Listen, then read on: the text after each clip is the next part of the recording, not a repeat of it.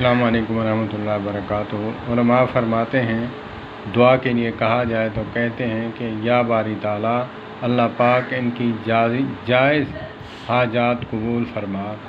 तो मैं भी इस पे एक जुमला दूंगा, उलमा की तायद में ही है। मैं उलमा को भौंकता नहीं, क्योंकि मैं उलमा की कदर करने वाला हूँ। मेरे पीर मुर्शिद कासिम अली शाह साहब फरमाते हैं कि मेरे शेख मोहम्मद आतिफ साहब वो फरमाते हैं कि पुत्र 5 कुत्ते भौंक रहे हैं तो छठा ना बनी, 6 कुत्ते भौंक रहे हैं तो 7वां ना बनी।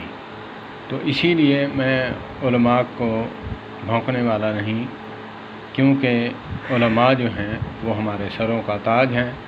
आज मुसलमानों की शक्ल मैं लिए बैठा हूँ तो ये उलमा की बरकत से, उलमा की निस्बत से है। अल्लाह पाक उलमा की कदर करने की तौफीक अता फरमाए।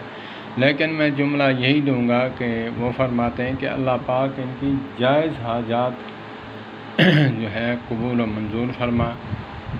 तो मैं इस पे जुमला दिया करता हूँ कि अल्लाह पाक उन उलमा की कदर करने की तौफीक अता फरमा, सबको जिस मसलक के भी उलमा हैं जो इस हदीस के तहत, इस हदीस के ज़िमन में आते हैं।